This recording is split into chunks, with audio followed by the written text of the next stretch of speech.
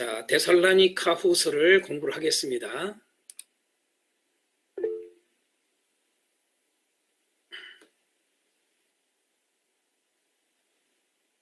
누가 들어오신 분 계셨나?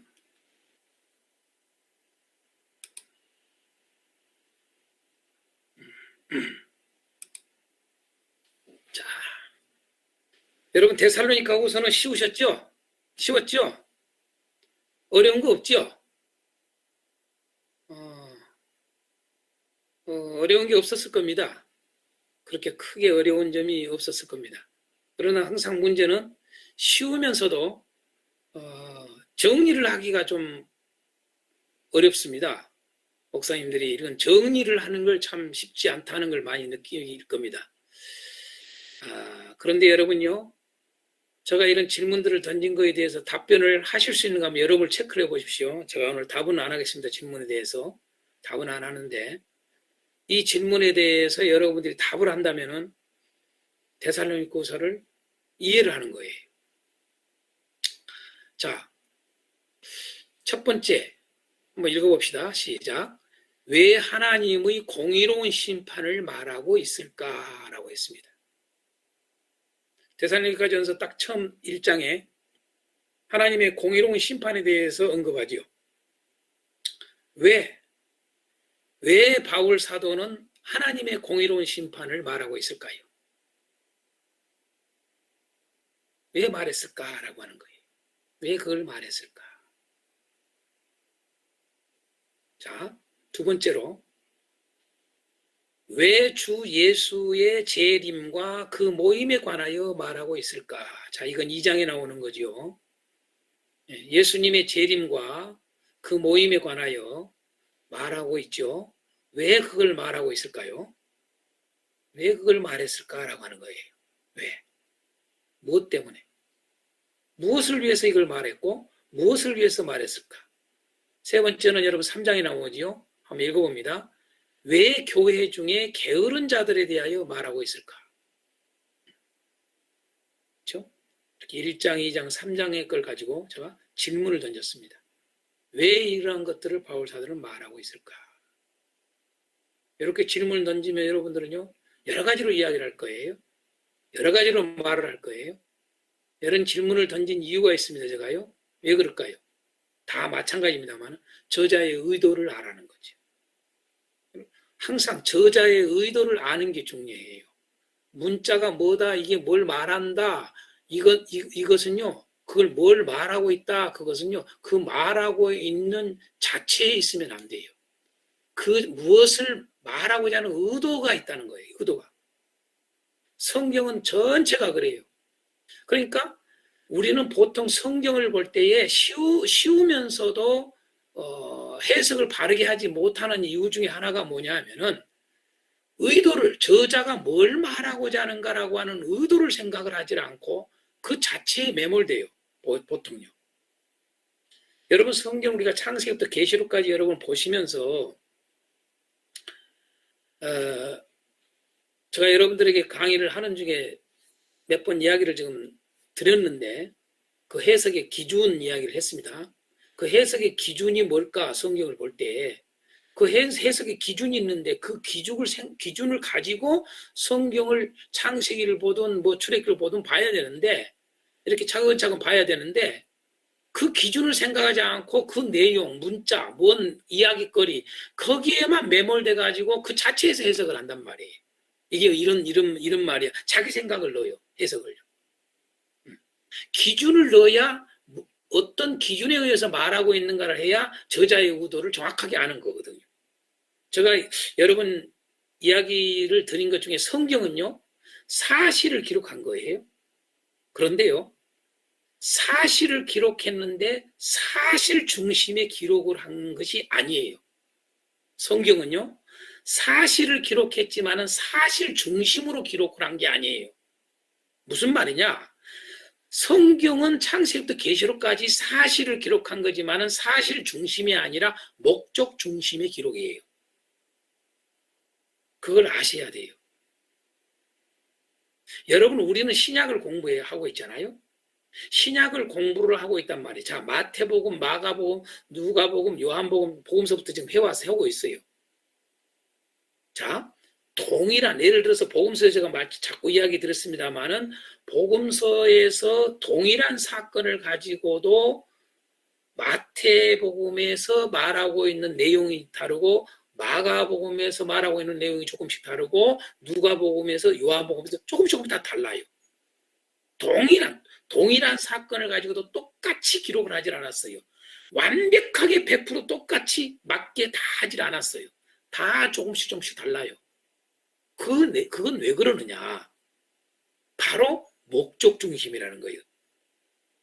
내용, 그 사실 중심이보다는 이 동일한 사건을 가지고도 뭘 말하고자 하는가라고 하는 의도가 있는 거지요. 그래서 의도를 알아야 되는 거예요. 의도를 아는 것이 정확한 해석을 하는 거예요. 우리 그리스도인들이 오늘날 우리의 신앙이 올바른지 그런지 바른 길로 가고 있는지 그런 길로 그릇되게 가고 있는지를 여러분요 잘 몰라요. 네? 자기들은 바르게 간 줄 알아요.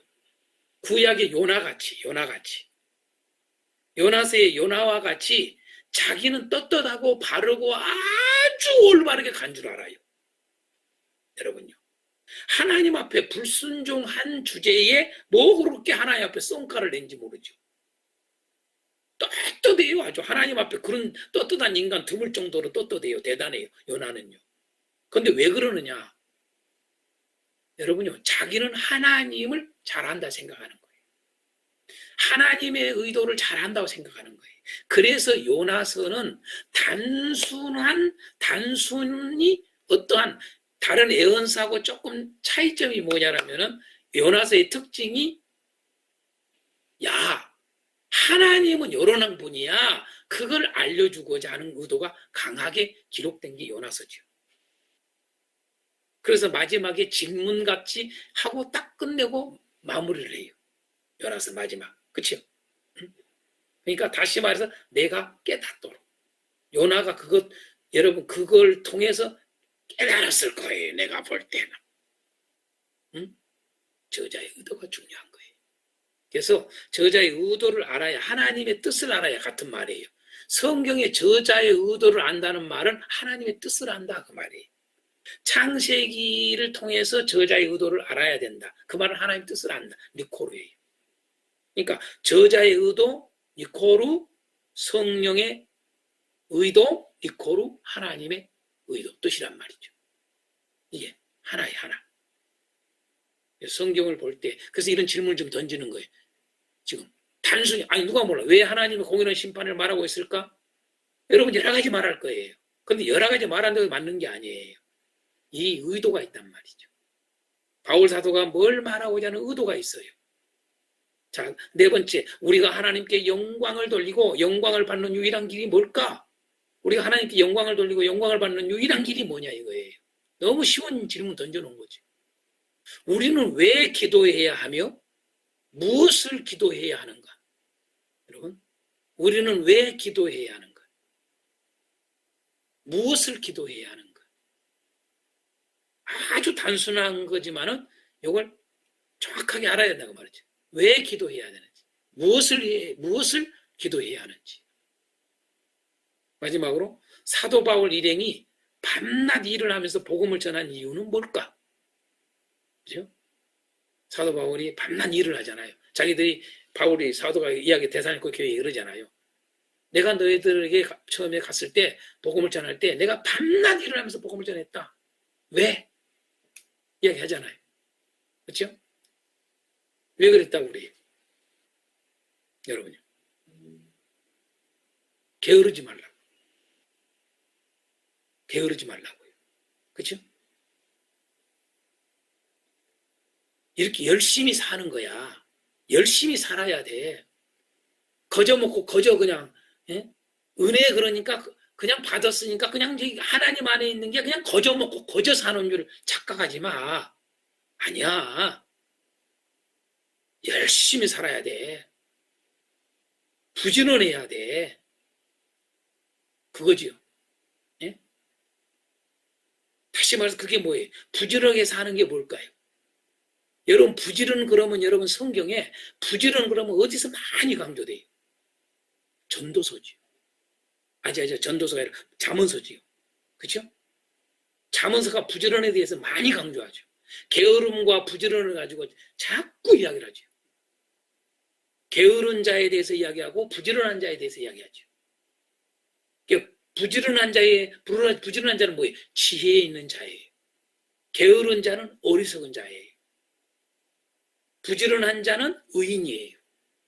게으른 자는 악인이에요. 이렇게 잠언서가 되어 있잖아요. 그죠? 그러니까 그게 잠언서의 그러한 말씀이 우리가 복음 안에서 동일하냐 이런 걸 생각을 하시라 이 말이에요. 쌤이에요. 쌤. 우리가 복음 안에 있다는 말은 여러분 부지런한 거예요. 복음 안에 있다라고 하는 증거는 부지런함이에요. 복음 안에 있는 자가 게으르다? 그건 복음 안에 있지는 않는 거예요. 그 사람은 아직 복음은 안 받아들인 거예요. 복음을 모르는 거예요. 이렇게 중요하다고요. 그래서 바울 사도 일행이 밤낮 일을 했다라고 데살로니가서에 말을 하고 있는 거예요.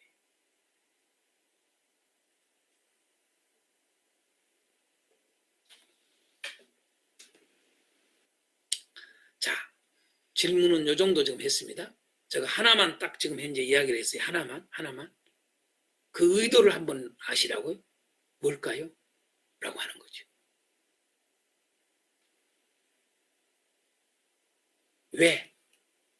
왜 하나님의 공의로운 심판을 말하고 있을까?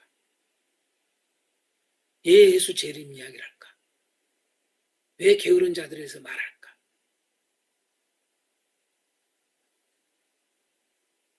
자, 배경으로 넘어가겠습니다.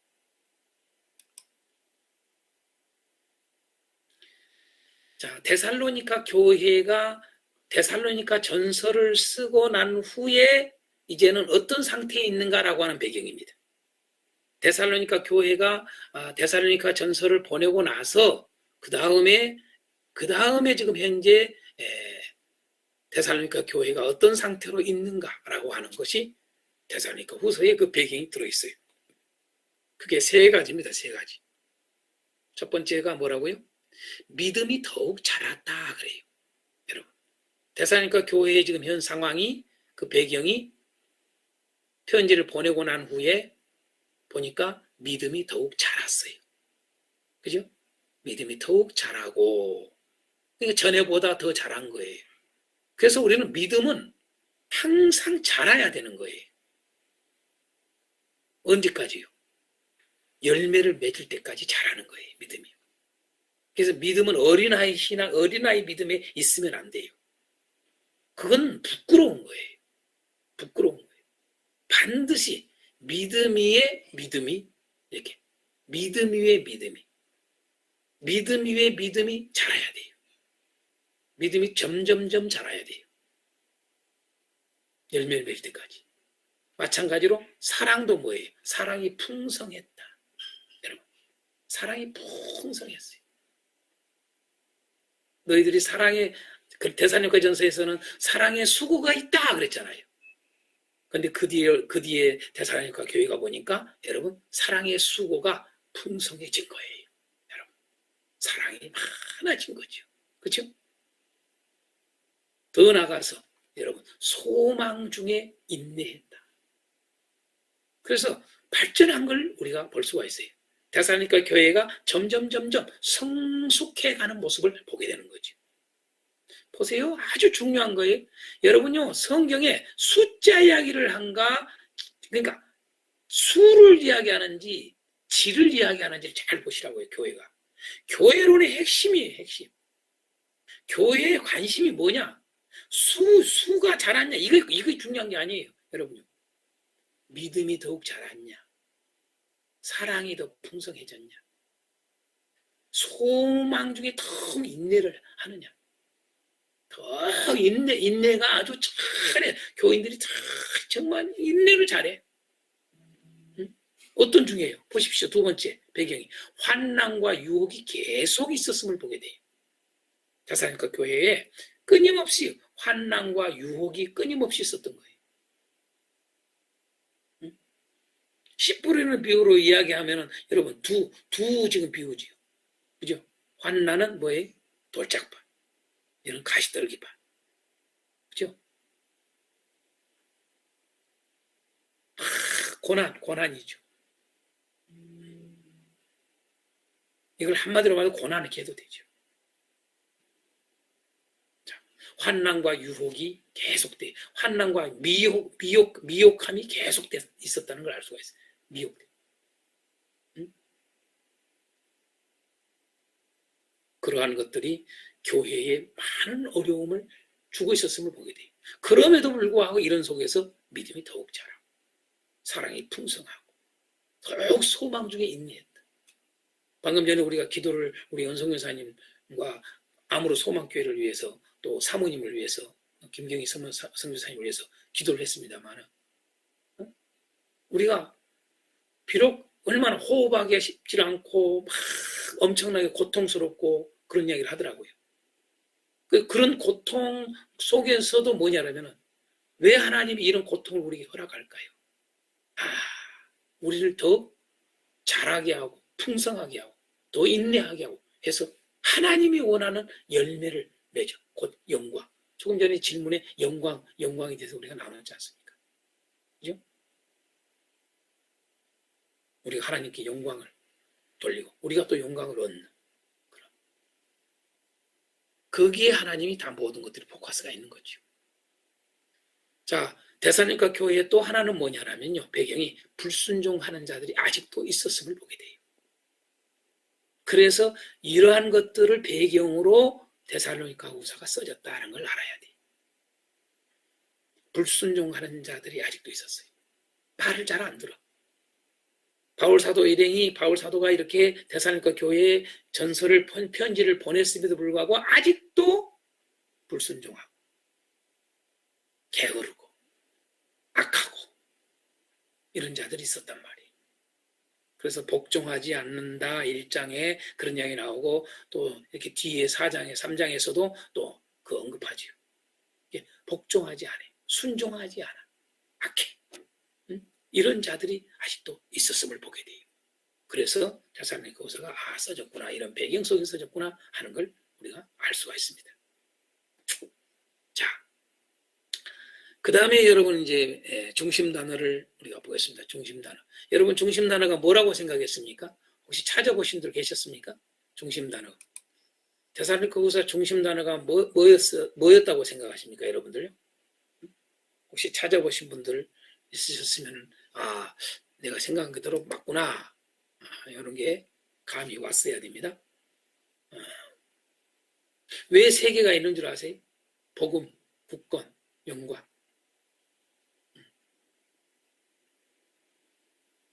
이게 중심 단어입니다. 복음, 굳건, 영광.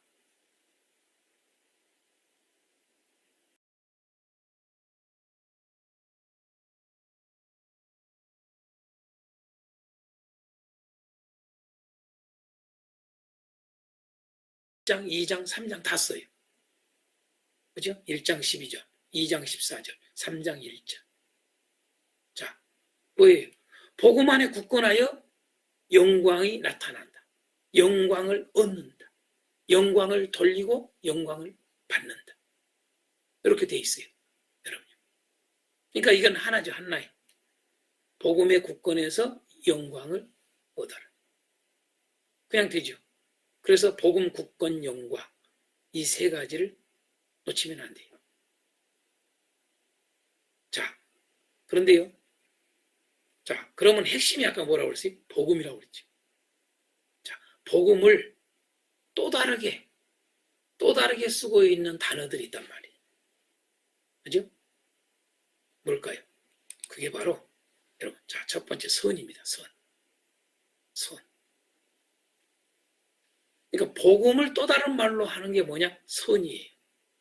1장 11절에 여러분 쓰고 있어요. 그렇죠? 뭐라고 그래요? 모든 선을 기뻐함과 이러잖아요. 모든 선을 기뻐함과. 그러니까 복음을 또 다른 말로 쓰는 거예요. 단어를. 복음은 여러분요, 선이에요. 선으로 기뻐하는 거예요. 오직 선으로 기뻐하는 게 복음이에요. 반대 제가 했지 않습니까? 악, 여러분요. 반대가 있잖아요. 반대와 악도 있었어요. 악, 선의 반대. 그러니까 이게 다 복음에 쓰는 거예요. 복음. 불의라는 단어도 나오죠. 그러면 불의의 반대가 뭐예요? 의잖아요. 그러니까 의와 선. 의는 직접어를 안 썼지만 여러분요, 이 선과 의는 항상 하나예요. 같은 거예요. 복음은 의예요. 복음은 선이에요. 복음이 있는데 불의가 있다? 그건 복음이 안 들어간 거죠. 복음 이야기하는데 악이 있다? 그건 복음이 안 들어간 거죠. 여러분, 이런 것들 놓치면 안 돼요. 그래서 선이라는 단어가 아주 중요해요. 그래서 사실은 여러분요, 제가 대전에서 가르칠 때는 중심 단어를 선이라고 하나만 딱 해서 키워드를 잡아서 해줬어요. 선. 그래도 틀리질 않아요, 여러분요. 네? 선이 중심 단어다. 이래도 되는 거예요. 왜 그러냐? 우리는 복음 이야기를 하는데, 복음 이야기하는데 선을 강조하지 않아요. 우리 기독교가 그래요. 특별히 개신교가요. 그죠? 정말 이런 건 싹 고쳐야 돼요. 성경을 너무 모른다는 얘기죠, 그게. 그래서 우리 구원관이 잘못되어 있다는 거 자꾸 이야기하는 거예요. 여러분, 이 세상에서 착한 사람은 유일하게 누구밖에 없어요? 그리스도인요, 그리스도. 교회만 착해야 돼. 그런데 교회에 다닌 것들이 이 소리를 듣는단 말이에요. 네? 교회에 다닌 사람, 내가 지금 재정 집사까지 했는데 교회 안 다닌대. 얼마 전에, 어젠가 저희 아는 이 선생님 이야기를 들어보니까. 청주에서 교회를 다니는데 재정 집사까지 했대요, 남편이. 두 분 다 교회를 안 다니, 부부가. 시험 들어가지고.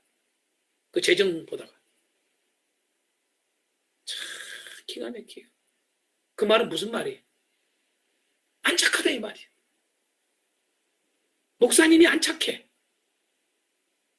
교회가 안 착해. 그러니까 무슨 예수 믿는 거 이거냐. 그러고 그냥 이게 복음이 제대로 안 되는 상태를 갖다가 집사가 되고 해가지고 재정까지 맡았으니 어떡했어요, 여러분요. 거기 시험 들어가지고 안 다녀버릴 거예요. 지금까지. 참 우리 책임 많습니다. 복음을 정확하게 안 심는 거죠. 안전한 거죠. 선이에요, 선. 선으로, 모든 선으로 기뻐하는 게 복음이에요, 복음. 우리가 노마스에 했잖아요. 선한 자가 있다, 없다? 없다고 그랬잖아요. 다 죄를 범하였으며. 응? 선한 자가 한 마리도 없다. 이렇게 했단 말이에요. 근데 뭐예요? 그것 때문에 예수님이 오셨다. 그 말이 뭐 예수님이 오셨다는 말을 뭐를 써요? 선이 왔다. 여러분 노마스 할 때도 배웠고 빌립보스 할 때도 제가 이야기해 줬어요. 우리 속에 착한 일을 시작하신 이가 그랬죠. 착한 선을 심었다 그 말이에요. 선을 심었기 때문에 1장 10절 11절에 보니까 여러분 선이 나와요. 그 선한 열매 나오는. 왜 그런 걸 언급을 하냐 이 말이에요. 선을 심었기 때문에 선이 없던 우리에게 선이 들어온 거예요.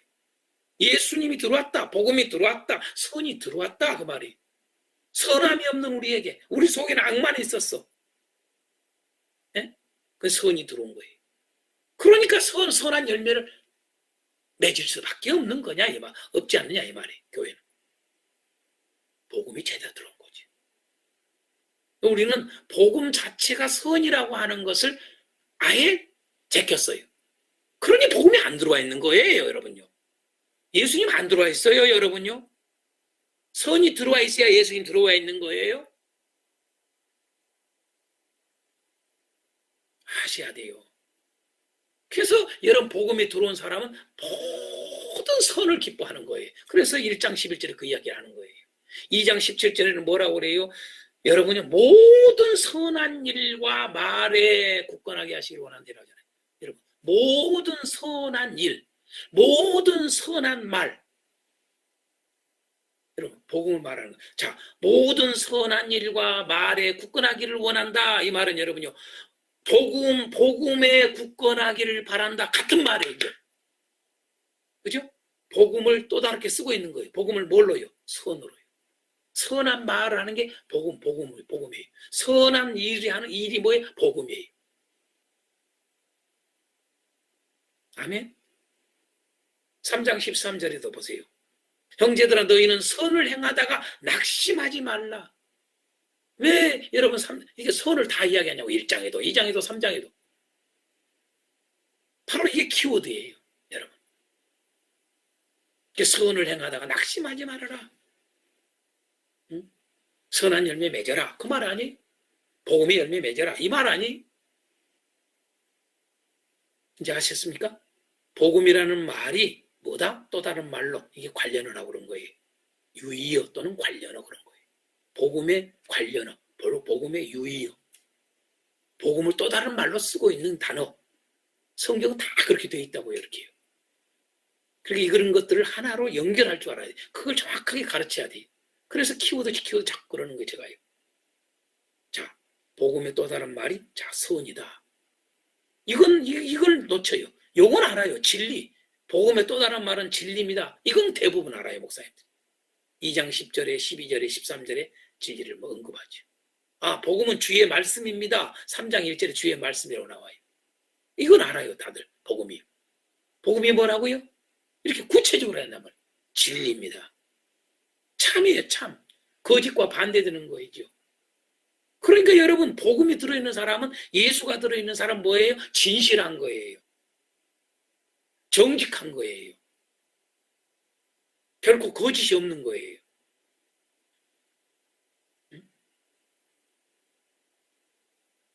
옛날에는 여러분 예수님 믿기 전에는 거짓말도 밥 먹듯이 했는데 정직하지 않았는데 장사를 해도 정직하지 않았어. 근데 뭐예요? 예수님을 믿은 후로 복음이 들어온 뒤로는 내가 정직해졌어요. 이게 나와야죠. 당연히.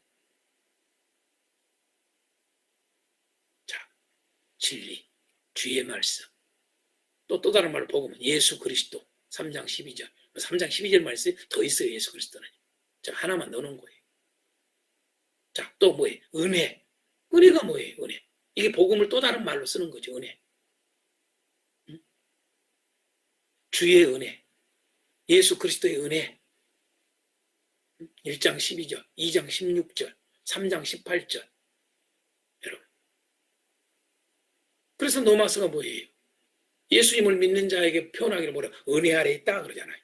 예수 믿기 전에 뭐예요? 죄 아래 있었다 이거잖아요. 죄 아래 있었기 때문에 뭐가 있냐? 하나님의 진노가 와. 자, 은혜 아래 있기 때문에 진노가 올 수가 없어. 절대 정죄할 수 없어. 결코 어떤 것도 이렇게 나오죠. 끊을 수 없는 일. 멸망시킬 수 없는 일. 왜? 은혜 아래 있기 때문에. 그 은혜 아래 있는 증거가 뭐예요? 죄 아래 있질 않아. 의 아래 있어. 오늘 교회가 죄 아래 있어. 진노가 오겠어요, 여러분요?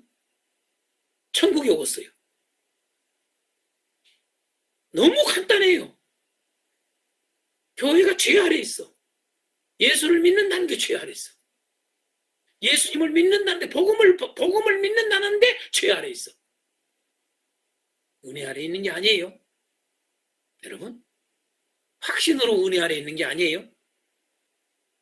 천국 간 줄 알았더니 나중에 하도 목사님들이 확신을 가져야 합니다. 확신이 중요합니다. 반드시 여러분 천국 갑니다. 여러분 확신을 가지고 가십시오.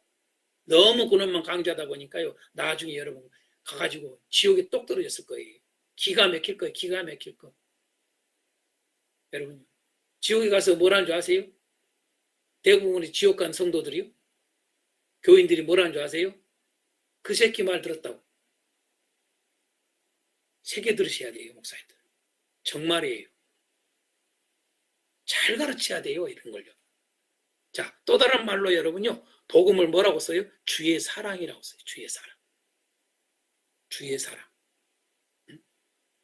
주의 사랑이 복음이에요. 2장 13절. 16절, 3장 5절 주의 사랑이라고 쓰고 있어요. 여러분.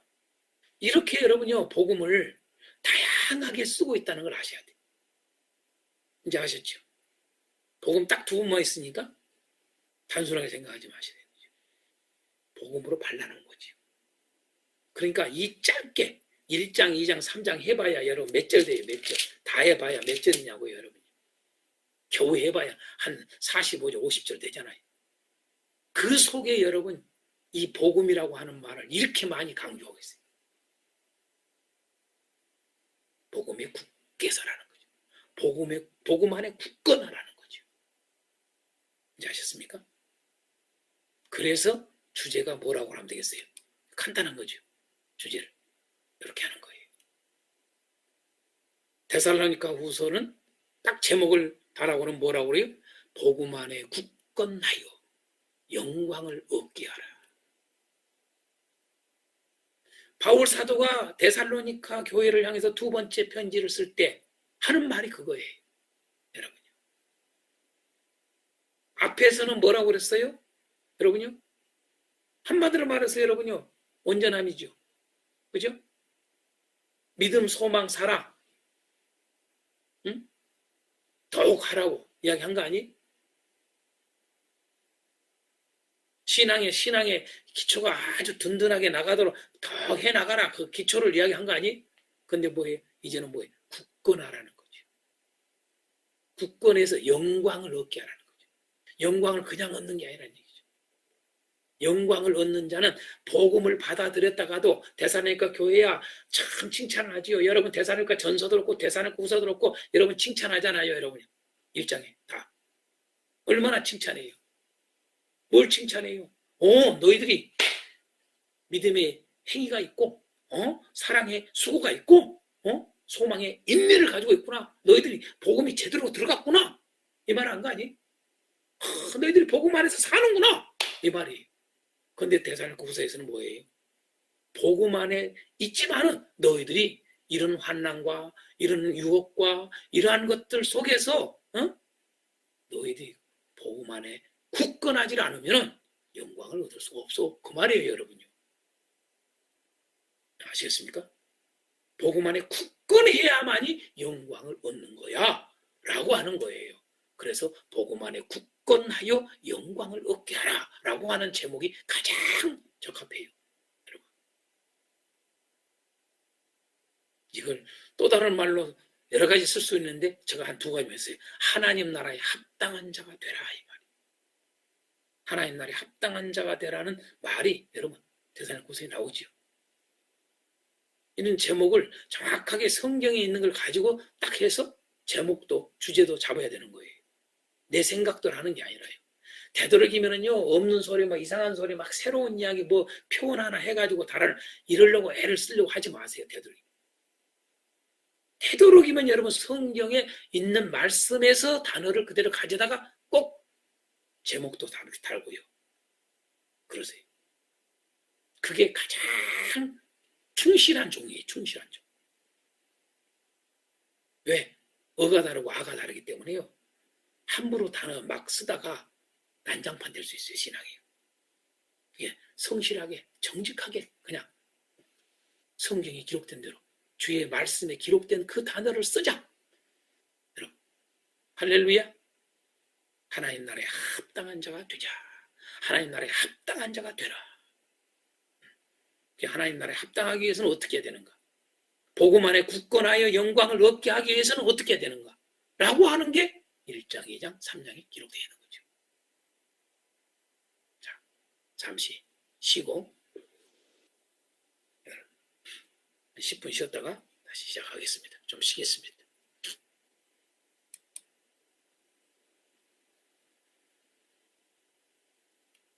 (3장까지) 했는데 이게 왜 이렇게 됐지? 1장에서 아마도 지금 현재 1장의 칭찬. 지금 잘못된 겁니다, 이게. 1장이에요. 1장의 칭찬.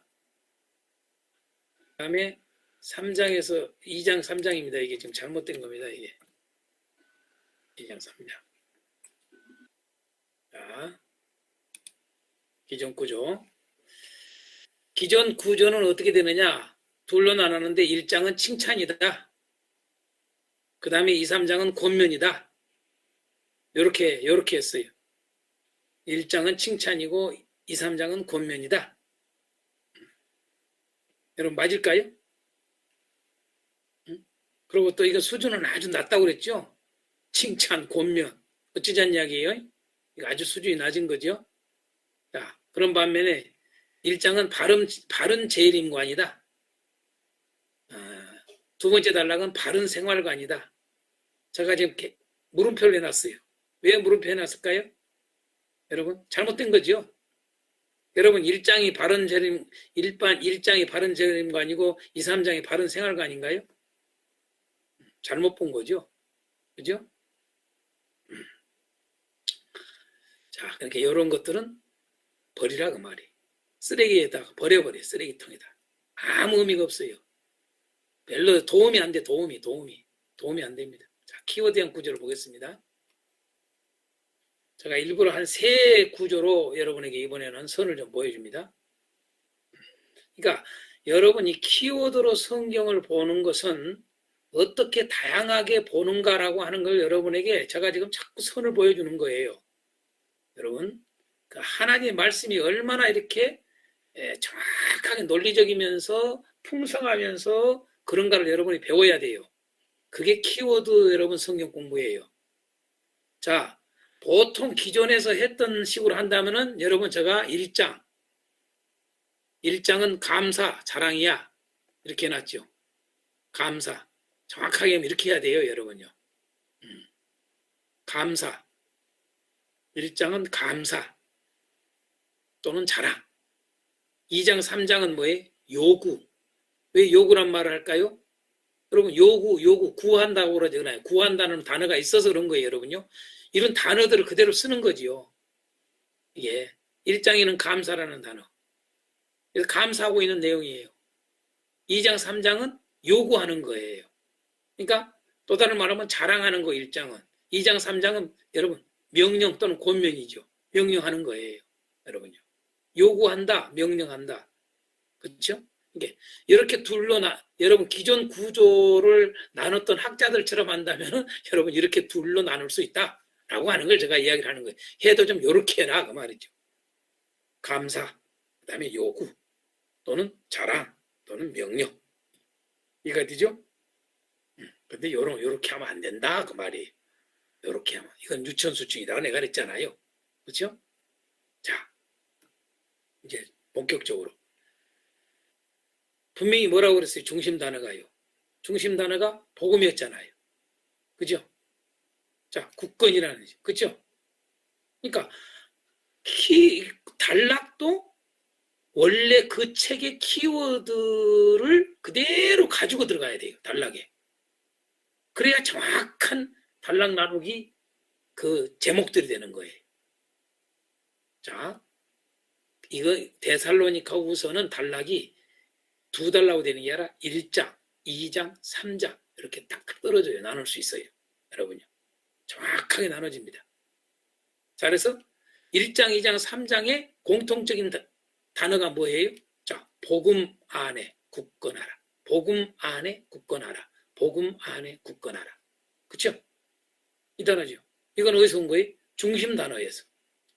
데살로니가 후서의 중심 단어에서 그대로 오는 거죠. 그죠? 이게 중심 단어가 들어있는 거죠. 그러면서 뭐예요? 그 장에, 그 단락의 키워드를 찾아야 되죠. 그 단락의 키워드. 다시 말해서 1장의 키워드는 뭐라? 고난이죠. 이제 아시겠습니까? 고난이라는 단어가 딱 1장에 나와요. 고난의 이야기예요. 여러분. 고난. 2장의 키워드는 뭐라고요? 미혹이라는 단어예요. 그러니까 어떤 분들은 보면은요, 요즘에는 좀 키워드라는 단어가 제가 이렇게 성경을 키워드로 보라고 하는 것을 본격적으로 한 게 지금 현재 한 9년 됐어요. 9년. 제가 9년 전부터 가르쳤어요.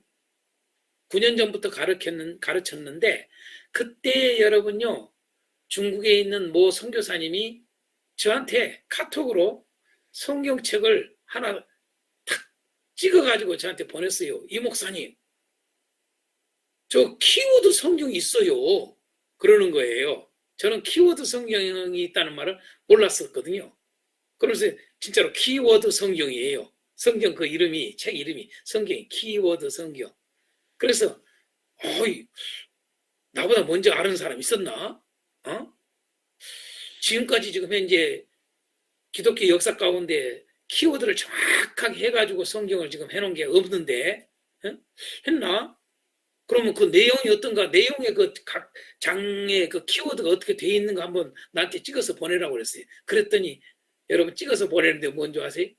동일해. 우리가 쓰고 있는 기존의 성경책 그 제목도 다 달아있잖아요. 장에 보면은 그 장의 제목도 하나씩 달아있는 게 아니라 어떤 것은 2개, 3개 달아있잖아요. 달랑 막 나눠가지고요, 여러분. 네? 그걸 그대로 한 거예요. 그래놓고 그 성경책 이름을, 책 이름을 키워드 성경이라고 여러분 출판을 한 거예요. 제가 그 키워드로 성경을 가르치면서, 키워드 성경도 성경을 키워드를 다 창세기부터 계시록까지 키워드를 정확하게 다 제가 다 새롭게 해가지고 다 그걸 넣어가지고 제목들을 다 달아서 키워드를 달아서 해가지고 성경책을 별도로 내가 앞으로 하나님 기회를 허락하시면은 내가 때가 되면은 성경책도 새로 좀 싹 고쳐가지고 창세기부터 계시록까지 새롭게 그래서 진짜 키워드 성경을 하나 내가 내려고 그런다. 이미 이제 저 거의 다 돼서 지금 다 제가 준비 다 돼 있어서 여러분 이거 맘만 먹으면 출판해요. 제가 이거. 그런데 정말로 키워드를 다 정확하게 해서 해야 되는데 여러분 우리가 가지고 있는 키워드들이 아닙니다. 그 이후로 보니까 이제 저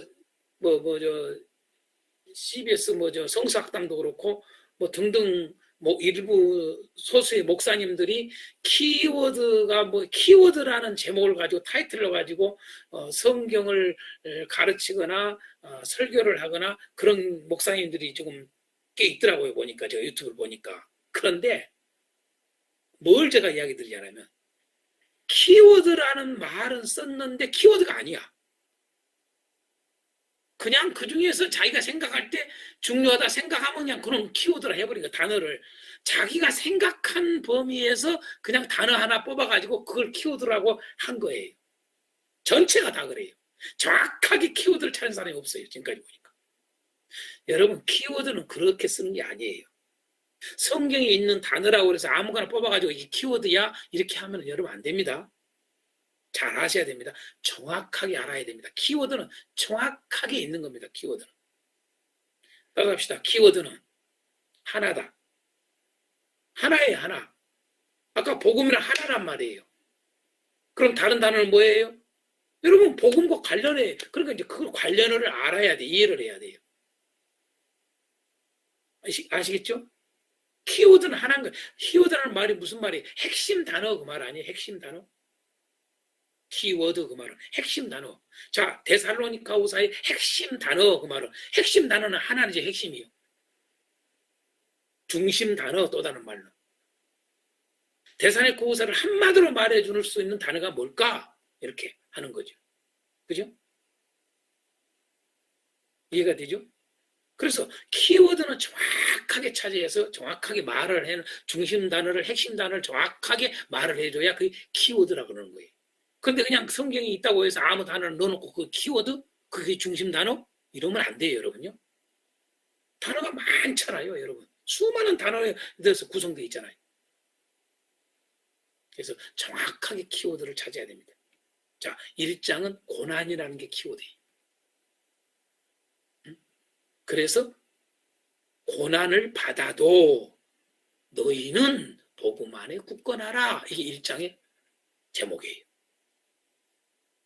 이렇게 여러분 놓고 1장을 보시면 강의를 해나가면 정확하게 되는 거예요. 중구난방으로 가지 않고 의도를 정확하게 하는 거예요. 저자의 의도를.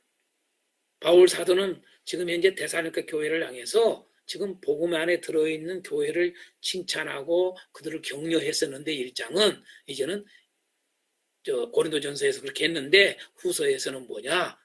너희들이 지금 고난을 받아도 복음 안에 굳건하라 라고 하는 거예요. 응? 고난을 받아도 너희는 복음 안에 굳건하라. 자, 2장의 키워드는 뭐예요? 2장에 복음도 있고 뭐 굳건도 있는데요. 그래가지고 굳건이요 이러면 안 돼요, 여러분요. 이건 전체 키워드라는 걸 알았죠? 미혹이라는 거. 그래서 첫 번째 책의 전체 단어를 키워드를 찾고 그 다음에 단락의 키워드를 찾아야 순서가 맞고 헷갈리지 않는 거예요. 그래서 미혹이라는 단어예요. 3장은 악하다, 게으르다라는 단어예요. 여러분. 그래서 키워드가 딱 찾아지면 고난, 미혹, 악하고 게으름 이게 딱 찾아진단 말이에요. 그 이야기 중심이 3장에서 중심이 요거란 말이에요. 2장에서는 요게 중심이라면 미혹. 여기 1장에서는 고난이란 말이에요. 고난 또는 환난 이렇게 해도 되죠. 그렇죠? 그래서 고난을 받아도 너희는 복음 안에 굳건하라. 굳게 살아. 뭐 이러대요. 1장은. 그래서 딱 키워드가 나오면 딱 나오는 거 제목이에요. 자, 2장 미혹이라는 단어 나오니까 미혹을 받아도 너희는 복음 안에 굳건하라. 3장 악하고 게으른 자들이 있어도 너희는 복음 안에 굳건하라. 비록 이런 일이 있어도 너희는 교회는 그 말이죠. 자, 너희는 이 단어를 쓰고 있잖아요.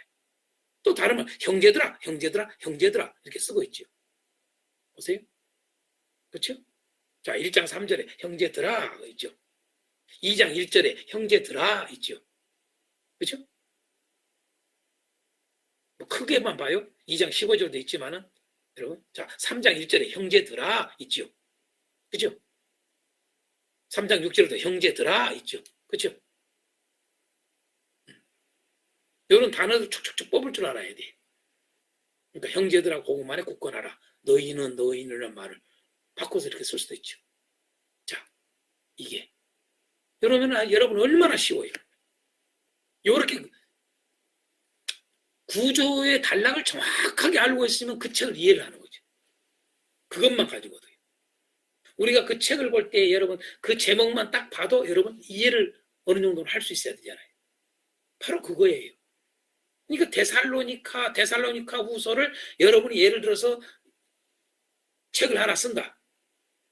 아주 좋죠. 제목 아까. 그죠? 복음 안에서 굳건하여 영광을 얻으라. 딱 제목. 응? 그래 놓고는 뭐예요? 1장 제목. 고난을 받아도 너희는 복음 안에 굳건하라. 고난을 받아도 복음 안에 굳건해야 영광을 얻지요. 그죠? 미혹을 받아도 2장 너희는 복음 안에 굳건해야 여러분 영광을 얻지요. 악하고 게으른 자들이 있어도 너희는 복음 안에 굳건하라. 그죠? 그래야 영광을 얻죠. 이러면은 데살로니가서가 싹 들어오는 거죠. 자, 요렇게 단락을 나눌 수 있어요. 그런가 하면 또 조금 새롭게 하나 키워드가 아까 뭐였어요? 전체 키워드가 여러분 선이었죠. 선. 선으로 놓고 또 이렇게도 할 수 있는 거예요, 여러분. 그죠? 뭐 예를 들어서 복음 안에 굳건하여 영광을 얻으라 라는 제목을 해놓고 자, 1장 선이 있으라. 이렇게 하는 거예요. 선이 있으라. 어떻게 여러분은 복음 안에 굳건하여 영광을 얻을까? 선이 있어야 된다 이거죠. 두 번째, 선에 굳건하라. 선이 있는 것만 가지고 와야 돼. 그 선에 굳건해야 돼. 세 번째, 선을 끝까지 행하라. 열매죠. 그래서 이런 단어가 있는 거예요. 1장에 이런 표현이 있고 2장에 이렇게 표현하고 있고 3장은 이렇게 표현하고 있는 거예요. 선이 있다는 말을 표현하고 있고 2장은 선에 굳건하라고 말 표현을 쓰고 3장은 선을 끝까지 행하라고 표현을 쓴 이유를 여러분 아셔야 돼요. 아주 순서적이에요. 여러분 선이 있으라. 선이 심어지는 거죠. 선이 심어진 거예요. 선에 굳건하라. 이제 선이 뭐예요? 잘 자라는 거죠. 그죠? 굳건하다는 말. 그 선을 끝까지 행하라. 선이 열매를 맺는 거죠. 선이 심어져라. 선이 잘 자라라. 선이 열매를 맺어라. 이 말이에요. 이 말은요. 너무 좋죠. 이런 게 그냥 만든 게 아니라 그 말이에요. 그냥 이게 여러분 데살로니가 후서 이 성경책 안에서 이런 게 다 뽑아 나오는 거예요.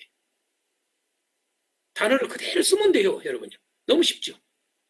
선이 어떻게 심어진다, 선이 자란다, 선이 열매 맺는단 말이 여러분 어떻게 나올 거예요? 여러분 보시면은 그게 거기까지 이제 가야 돼요, 여러분요. 왜? 자란다는 이야기가 나오니까. 열매란 직접어는 안 쓰지만은 결국은 열매 맺는 이야기예요. 맞죠? 이해가 됩니까? 자, 선이 심어졌어. 재밌죠? 복음 안에 있다. 그 말은 선이 심어졌다. 복음 안에 있다는 말을 다른 말로 말해서 자, 복음 안에 있으라. 이렇게 해도 돼요, 여러분요. 복음 안에 있으라. 이렇게 제목을 한다면 여러분, 복음 안에 있으라. 첫 번째, 선이 심어진다. 선이 심어져라. 선이 심어져야 한다. 이렇게 하는 거죠.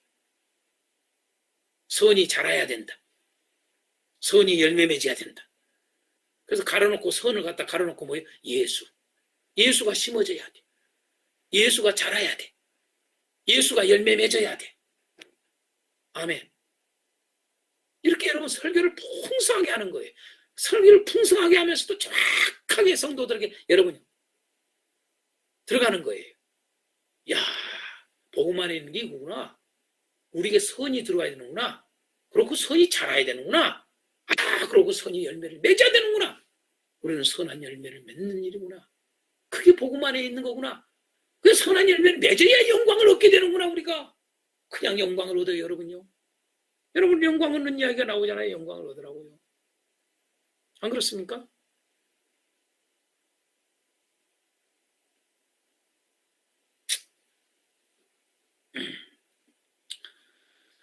자, 이렇게 세 가지를 여러분들에게 키워드에 의한 구조를 보여줬어요. 여러분 아까 진리라는 것도 복음이다. 주의 말씀이라는 것도 복음이다. 예수 그리스도의 은혜라는 말도 복음이다. 여러분 주의 사랑이라는 말도 복음이다. 여러분, 이런 걸 가지고도 또 여러분 이렇게 구조를 만들 수 있어요. 세상의 것은. 제가 힌트를 드린 겁니다. 이제 그러면 여러분 구조까지 딱 했으니 주제 중심 단어 나왔지. 구조 저 주제 중심 단어가 나오니까 주제 정확하게 찾았지. 그 주제에 의해서 각 단락별로의 키워드가 또 있다. 작은 키워드가. 그 키워드를 탁탁탁 하니까 제목이 탁탁 1, 2, 3가 딱 정확하게 나온다. 아무렇게나 1, 2, 3 만든 게 아니라 그 말이야. 자기들 마음대로 하고 싶은 대로 여러분 하지 마세요. 성경 구절에 여러분 단어가 있다고 해서 아무거나 1, 2, 3 돼지 소지 그냥 마음대로 잡지 마세요. 그런 일들이 너무 많아요. 그건 뭐예요? 절대 저자의 의도를 벗어난 거예요. 정확한 키워드에 의해서 제목들을 다뤄나가야 대지를 잡아야지 여러분 의도를 정확하게 전달하는 거예요. 하나님의 뜻을. 그게 설교입니다. 그러니까 신앙이 좋은 줄 알지만은 우리가 치우쳐 있거나 아니면은 가감하거나 그런 일들이 비일비재하게 있다고 내가 자꾸 이야기하는 거예요. 그 말은 여러분 자기는 신앙이 좋은 줄 알지만은 비성숙해. 영광이 안 나타나. 여러분. 그런 일이 우리 교회들 안에 얼마나 많습니까? 그 이유가 어디에 있다? 설교자인 우리에게 있었다 이 말이에요. 우리가 설교를 그렇게 했다. 그렇게 성경을 그렇게 가르쳤단 말이에요. 치우치거나 가감했거나 엉뚱한 단어에다 집중을 해서 가르쳤거나 그래서 하나님의 뜻이 온전히 서지를 못하는 거예요. 자, 이 정도 하고 그 다음에 넘어가겠습니다. 자, 교회란 뭔가? 바로 교회란. 제가 이미 여러분 적으시라고 이미 넣었습니다. 예, 이제 지금부터는 제가 이 데살로니가후서의 말씀을 가지고 좀 중요한 부분들을 좀 다뤄드리려고 일부러 팁으로 제가 이걸 넣는 겁니다. 팁으로 정의를 좀 여러분들이 나름대로 하시라고. 자, 교회란 뭘까? 교회란 뭔가라고 하는 것은 서신서마다 다 있습니다. 정의를 내릴 수 있는. 자, 데살로니가 후서에서는 제가 이걸 한번 다뤄봤습니다. 교회가 뭘까라고 하는 거에 대해서 한번 요약을 해봤습니다. 첫 번째로 한번 읽어봅니다. 시작. 하나님과 예수 그리스도 안에 있는 공동체. 그게 바로 교회다. 1절에 나오지 않습니까? 바울과 실로아노와 디모데는 하나님 우리 아버지와 주 예수 그리스도 안에 있는 이러잖아요. 주 예수 그리스도 안에 있는 데살로니카인의 교회에 편지한다. 그래서 여기서 교회에 대해서 정의 하나 내려지죠. 뭡니까? 하나님과 예수 그리스도 안에 있는 공동체. 그게 교회다. 여러분의 교회는 하나님과 예수 그리스도 안에 있는 공동체입니까? 아니면 어디에 있습니까? 하나님과 예수 그리스도 안에 있습니까? 아니면 다른 어떤 것에 여러분 있습니까? 안이라는 말은 무슨 말이에요? 소유와 관련됐죠? 소유. 주인이 누구냐 이거죠. 하나님과 예수 그리스도가 여러분의 교회의 주인입니까? 라고 하는 질문이죠. 그 의도가 그게 들어있는 거죠. 아니면 목사님이 주인입니까? 아니면 장로가 주인입니까? 네. 아니면 세상 어떤 세상의 어떤 정신이 들어와서 여러분 교회를 주인으로 하고 있습니까? 정부가 여러분 교회의 주인입니까? 잘 깨달으셔야 돼요. 오늘날 우리가 이 코로나 시대를 맞아가지고 우리 한국 교회가 얼마나 주인의식을 잃어버렸는지 모릅니다. 주인이 누군지를 모릅니다. 이사야 선지자처럼 여러분요, 여러분 소도 지 임자를 아는데, 네? 지 임자를 아는데 오늘날 교회는 자기 임자를 잃어버려요. 누가 주인인지를 몰라요. 기가 막히죠. 그러니 어떻게 영광을 얻겠습니까? 우리가 어떻게 영광을 얻습니까? 여러분 데살로니가 후서는 상당히 여러분 마지막 끝에 대한 이 종말론적 사고가 많이 들어있어요. 그 종말론적 사고가 뭐예요? 영광을 얻느냐 못 얻느냐예요. 여러분 최종 궁극적인 목표가 뭐예요? 우리에게 영광을 받느냐 못 받느냐예요. 하나님께 영광을 얻느냐 못 얻느냐예요. 그죠? 그거거든요.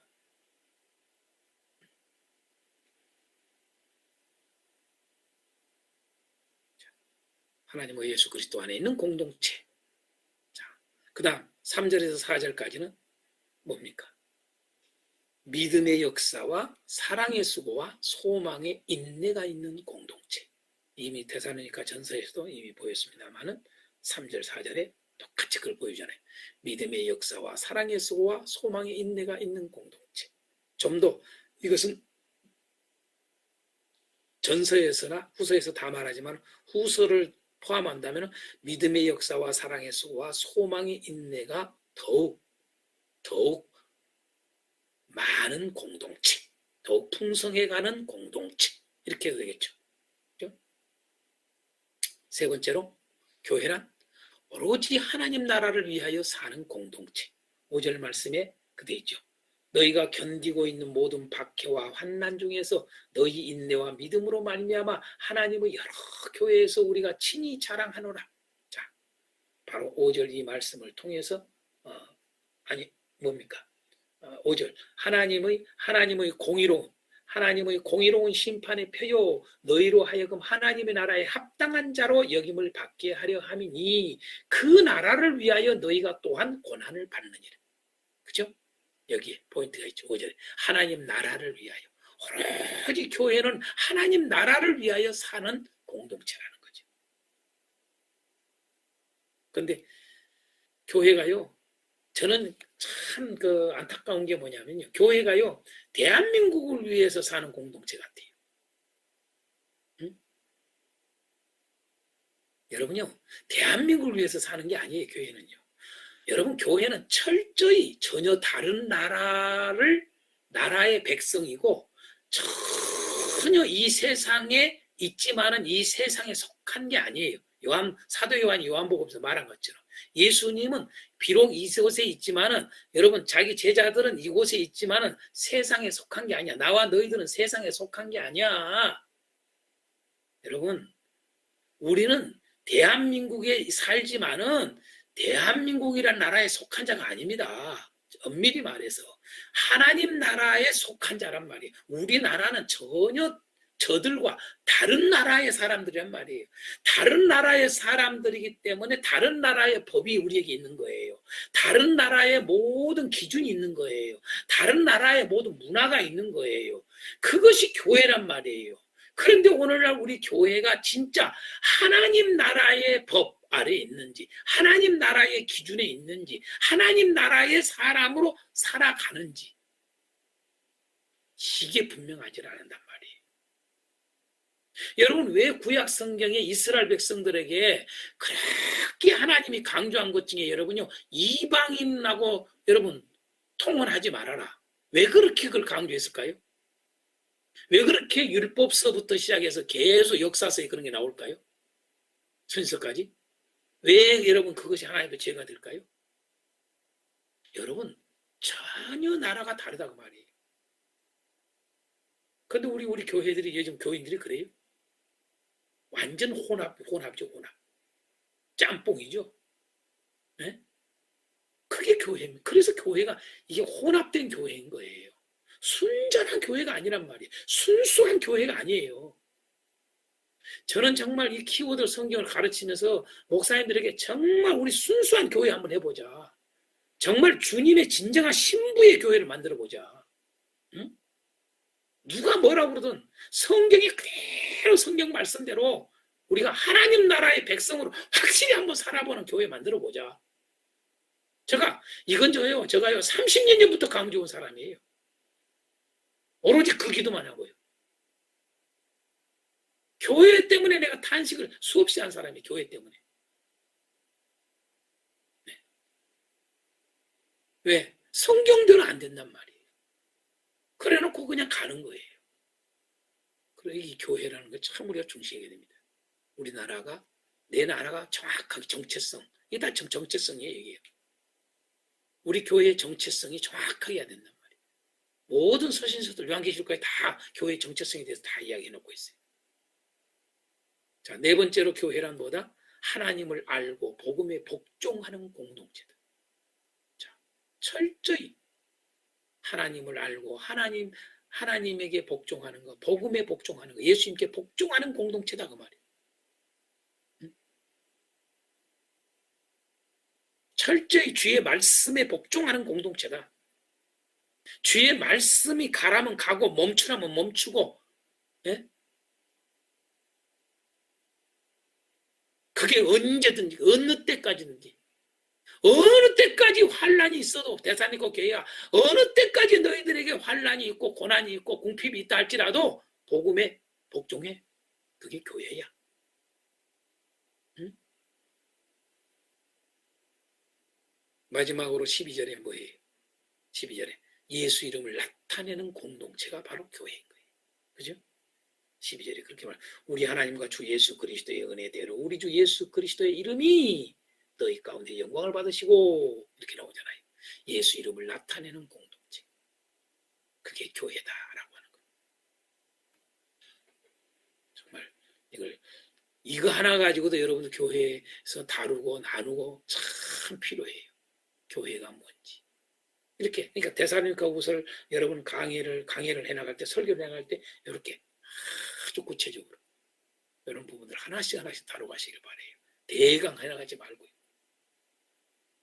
이런 것들이 정리가 되게 해야 돼. 정리가요. 그냥 한 절 해나가다 보면요, 여러분요, 뭔 소리 한지를 몰라 그때 하고 넘어가 버려요. 그런 식으로 강의하지 마세요. 정확하게 정리를 해서 강의를 하세요. 이렇게 키워드에 대해서 딱딱딱딱 해서 제목 짜고 딱딱 하면은 여러분요, 아주 신앙이 확실하게 잡히게 돼 있어요. 딱 이게 기억되는 거예요. 이게 교회구나. 이게 교회구나. 오늘 우리 기독교인들이 이게 교회구나. 이게 안 돼 있다 말이죠. 이게 교회구나. 딱 돼 있어야 돼. 그 다음에 다루겠습니다. 자, 하나님의 공의에 대해서 말씀하고 있죠. 하나님의 공의는 뭘까? 다 아는 말씀이지만은 말씀에 우리가 다루고 있기 때문에 이걸 한번 다룹니다. 하나님의 공의는 뭘까? 첫 번째로 뭐예요? 환난 받게 하는 자들에게는 환난으로 갚으시는 하나님. 환난 받는 자들에게는 안식으로 갚으시는 하나님. 이게 하나님의 공의다 이거죠. 환난 받게 하는 자들에게는 환난으로 반드시 주신다. 반대로 환난 받는 자들에게는 안식으로 갚으세요. 환난이에요? 환난이 아니에요? 환난이라고 그래요? 이것도 모르는 분들이 많아요. 환난하고 환난하고 이런 구분도 못해요. 국어가 실력이 부족한 분들이 많아요. 환난입니다. 환난 여기서 환난이 뭐 예를 핍박이에요. 핍박. 우리가 쉽게 말하면 박해하는 자, 억압하는 자, 학대하는 자. 네? 이 말이에요. 지금 현재 예수 믿는 지금 대사님과 교회를 여러분 예수 안 믿는 자들이 여러분 박해를 하잖아요. 핍박을 하잖아요. 복음에 복종하지 않는 자들이 여러분 악한 자들이 여러분 교회를 지금 예수 믿는 자들을 지금 대사님과 교회를 핍박을 했단 말이에요. 핍박. 거기에 대해서 바울 사도가 말한 거예요. 하나님은 공의로운 하나님이야. 하나님 반드시 공의로운 심판을 하게 돼 있어. 어떻게? 핍박받게 하는 자들, 핍박하는 자들은 반드시 그 환난이 그들에게 오게 돼 있어. 환난을 줬으니까.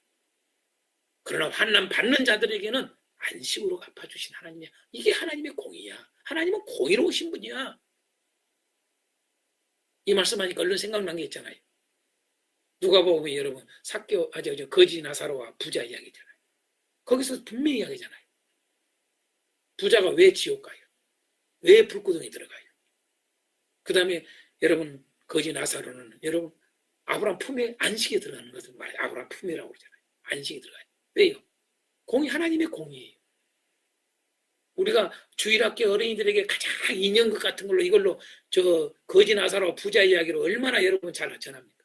생생하게 옛날부터 아주 정확하게 천국 지옥 여러분 누가 들어가는지 누가 지옥 가는지 누가 천국 가는지 아주 정확하게 짧으면서도 아주 기가 막힌 게 그거죠. 바로 이거예요. 하나님은 공의. 하나님의 공의란 말이지.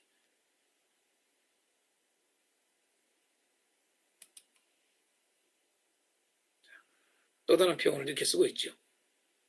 불의를 좋아하는 자에게는 미혹에 빠지게 하여 심판을 받게 하고 불의를 좋아하는 자에게는 미혹에 빠지게 하여 심판을 받게 하고 그렇죠?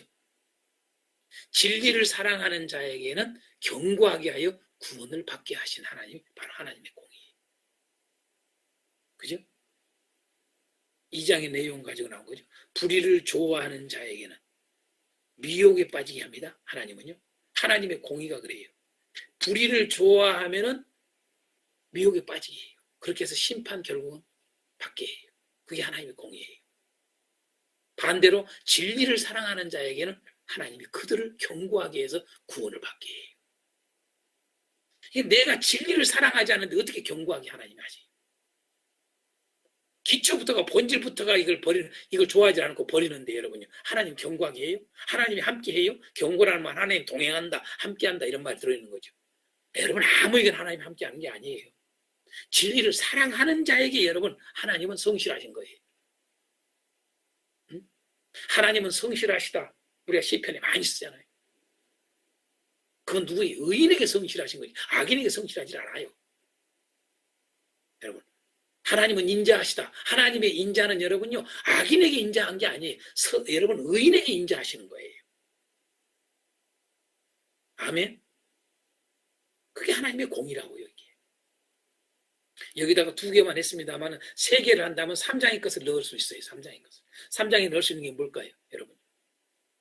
게으른 자. 악하고 게으른 자는 심판을 받게 하고. 아멘. 선하고 부지런한 자에게는 여러분 구원을 받게 하신 하나님. 그렇게 쓰시라고요. 3번째. 그게 하나님의 공이라고요. 그걸 지금 데살로니가 교회의 2번째 편지에서는 여러분 이걸 알려주는 거예요. 너희들이 환난 받니? 지금 환난 중에 있니? 고난 중에 있니? 그 말이거든. 너희들 많은 핍박을 받고 있니? 울지 마. 두려워하지 마. 절망하지 마. 너희들 반드시 구원해. 왜? 하나님은 공의로운 하나님이야. 야, 너희들은 진리를 사랑하니? 저 불의를 좋아하는 자들처럼 불의를 따라가지 않니? 너희들 반드시 구원해. 너희들 게으르지 않니? 저들처럼 저렇게 게으르게 살지 않니? 부지런하게 사니? 선하고 착하고 부지런하게 사니? 너희들 반드시 내가 구원해. 하나님은 공의로우신 분이야. 이 말을 해주고 싶은 거예요, 지금 현재. 그러니까 지금 현재 데살로니가 전서에서 편지를 쓰고 나서 데살로니가서에서는 뭐예요? 너희들 내가 말한 대로 순종해. 이거 한마디로 해서 그거예요. 복음에 순종해, 그 말이에요. 이 말은 복음에 순종해. 이 세 가지를 다 합쳐서 복음에 순종해, 복음에 복종해, 끝까지 복종해. 그러면 구원이야, 반드시. 할렐루야.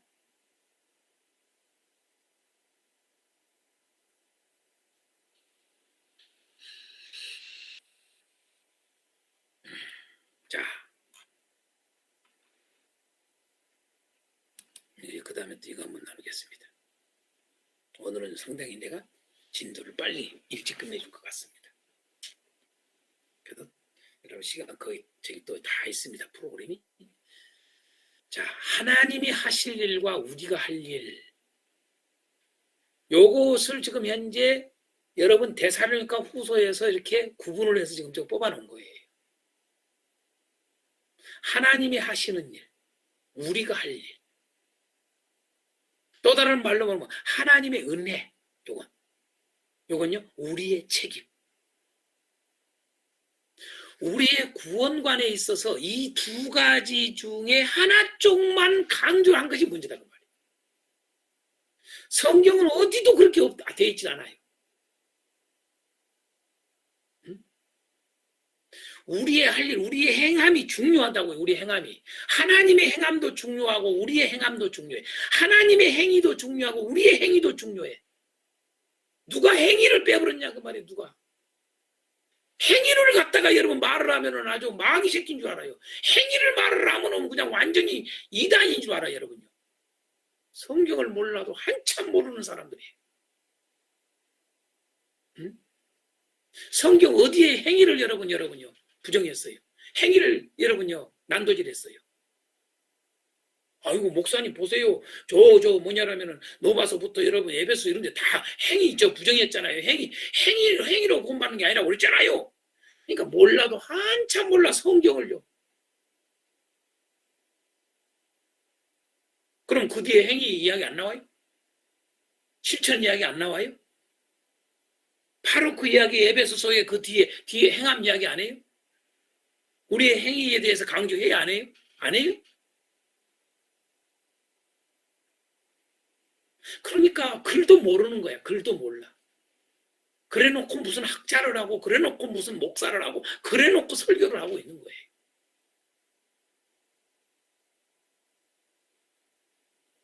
바울 사도가 행위를 말하고 있는 행위의 부정적인 이야기를 썼던 것은 뭐예요? 율법의 행위로는 안 된다는 말을 하고자 하는 거예요. 참나 답답해. 율법의 행위로는 안 돼 이 말이요. 복음 안에서 행위가 행함이 필요해 이 말이에요. 예수 안에서 행함이 필요해. 율법 아래에서 행함을 가지고는 안 돼. 절대 구원 없어.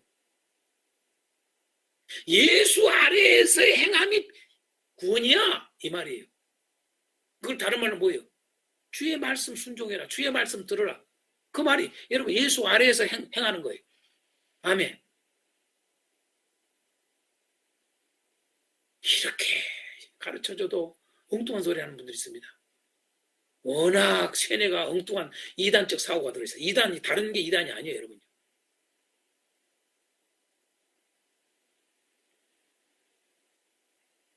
행함을 갖다가 완전히 없애버린 게 그게 이단이에요.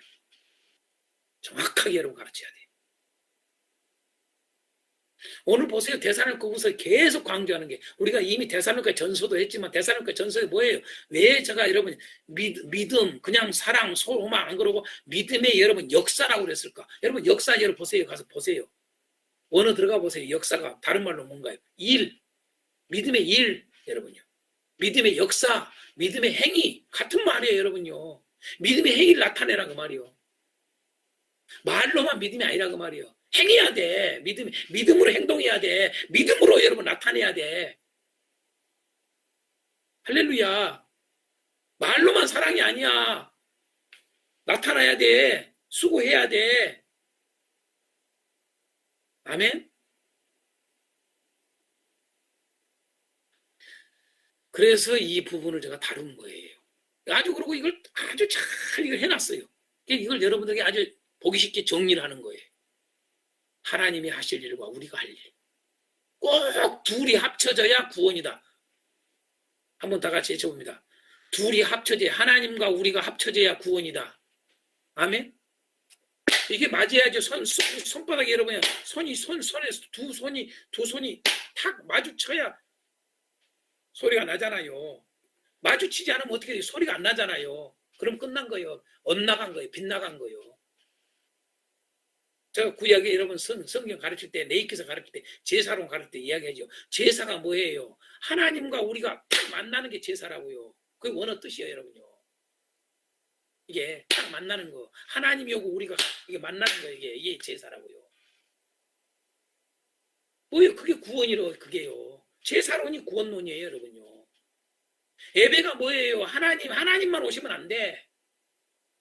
하나님이 안 오시면 우리만 가도 안 돼. 하나님과 우리하고 딱 일치가 돼야 돼. 일치가. 이게 예배라고요. 아멘. 그 일치가 돼야 하나님 나라예요. 이게. 그게 하나님 나라 임하는 거예요. 이게.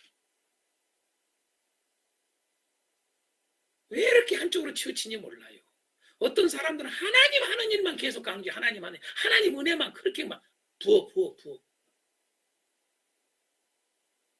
이제는요. 예수님 처음 믿을 때는 하나님의 은혜만 막 부어야 돼요. 그걸 많이 강조해야 돼요. 오히려 지금은요. 하나님의 은혜는 어쩌다 한 번씩 하고요. 뭘 많이 강조해? 우리가 할 일이죠. 여러분 예수님께서 여러분 10명의 여러분 나병 환자 여러분 고치는 장면 이야기 나와요? 안 나와요? 그 누구만 구원의 약속을 받아요? 여러분 10명 다 여러분 은혜를 입었잖아요. 은혜 아니고서 어떻게 나병에 걸려요? 여러분 나병 문제 해결돼요. 그 사람들이요. 여러분 예수님께 여러분이 나병이 다 완전히 치료됐잖아요. 그런데 뭐예요? 천국의 약속을 받는 자는 누구예요? 살해한 자예요. 살해한 자. 우리가 할 일, 우리의 할 일을 보여주는 거예요. 그래야 구원이에요. 할렐루야. 이렇게 설명을 해도 안 되는 거 몰라. 정확하게 가르쳐야 돼. 우리의 책임이 중요하다고요. 이제 이걸 받았으니까 이게 책임이 중요하지요. 은혜를 아무리 받아도 은혜를 갖다가 여러분 저버리는 자에 대해서 구원받지 못함에 대한 이야기를 합니까? 안 합니까? 히브리서 같은 데 하잖아요. 은혜를 저버린 자는 구원 못 받는다고. 아멘. 그래서 은혜와 이 책임을 우리가 아주 중시 여겨야 돼요. 이 둘 다. 제가 늘 이야기하죠. 은혜만 너무 강조한 게 칼빈주의. 여러분, 우리 인간의 책임만 너무 강조한 게 뭐예요? 안면주의. 그러니까 여러분 이게 둘이 플러스가 돼야 된다고 내가 눈을 이야기하잖아요. 그러니까 한쪽으로 치우쳤다 이거지요. 한쪽으로 너무 강조. 그러니까 키워드는 여러분 이쪽도 아니고 저쪽도 아니고 정확한 것이 중심이라는 거. 중심. 치우침이 아니라 중심. 이게 중심이라고. 그래서 키워드 제가 이야기하는 거예요, 여러분요. 이게 엄청난 이야기예요. 키워드는요. 여러분 기독교 역사 가운데 가장 놀라운 역사예요, 여러분요. 이게 가장 핵심된 종교계예요, 사실은요. 여러분들은 어떻게 들을지 모르지만은 이걸 외에는 종교개혁이 일어나질 않아요. 여러분요. 왜? 교회가 지금까지 역사 가운데 둘로 이렇게 나눠 있잖아요. 크게 지금도 이 둘로 나눠 있잖아요. 여러분 어떤 사람들은 이쪽의 사상이 더 강조가 돼. 이쪽으로 치우쳐 있어. 어떤 사람은 이쪽으로 치우쳐 있어. 안 된다 그 말이에요. 그러면요. 치우치면 구원 없다. 시작이요. 너무 이쪽을 강조하면 이거 약화돼. 그 가감이랑 똑같은 거예요. 너무 이쪽이나 이쪽을 강조해버려. 이걸 약화시켜버려. 그럼 약화가 돼. 그러면 여러분이 가감하는 거예요. 감하는 거예요. 감하는 거예요. 그래서 중심을 잃지 말아야 돼. 하나님의 은혜와 우리의 책임. 이것이 구원이에요. 하나님의 은혜와 우리의 책임이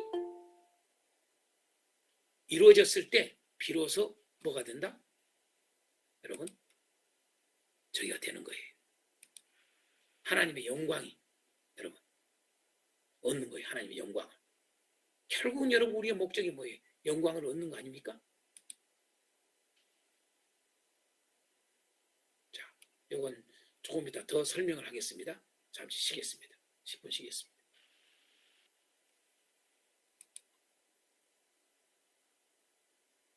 됐습니다.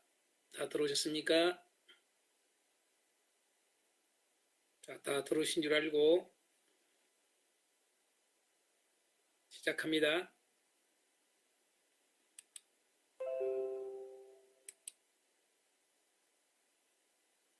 자, 하나님이 하시는 일, 곧 하나님의 은혜에 대해서 어떻게 표현되어 있는가를 한번 보겠습니다. 첫 번째로 1장 2절에 보니까 하나님이 하시는 일은 뭐다? 은혜와 평강을 주신다. 하나님은 은혜와 평강을 주시는 분이다. 하나님이 하시는 일이에요. 은혜와 평강을 주시는 분이다. 두 번째로요. 하나님은 공의로운 심판을 하신 분이다. 공의로운 심판을 하신다. 공의로운 심판을 하신다. 세 번째로 부르신다. 우리를 부르신다. 네 번째로 미혹의 역사를 보내고 믿게 하신다. 왜 하나님은 이단들이나 이런 미혹한 가르치는 자들을 허락하는가를 알아야 돼. 하나님 허락하는 거예요. 그들의 역사를 보낸다고 그러잖아요. 2장 11절에 분명히 나오잖아요. 하나님의 미혹의 역사를 그들에게 보내사 거짓 것을 믿게 하신다 이렇게 돼 있잖아요. 여러분요. 하나님이 하신 일이 여러분요. 미혹의 역사를 보내고 그것을 믿게 하신 하나님이에요. 누구에게? 진리를 사랑하지 않는 자들에게. 진리를 사랑을 하지 않으면 교회를 와도 다녀도 진리를 사랑하지 않으면 미의 역사를 그에게 보내서 그대로 믿게 해가지고 멸망으로 가게 만드는 거예요. 너는 진리를 사랑 안 하는구나. 내 가르침을 명심 안 하는구나. 이 말은 뭐예요? 복음을 명심하지 않는구나. 응? 그죠? 자, 하나님이 하시는 일, 택하세요. 택하심. 2장 13절에 나오죠. 하나님이 하시는 일은 영원한 위로와 소망을 주신다. 영원한 위로와 소망을 주신다. 하나님 하신 일이.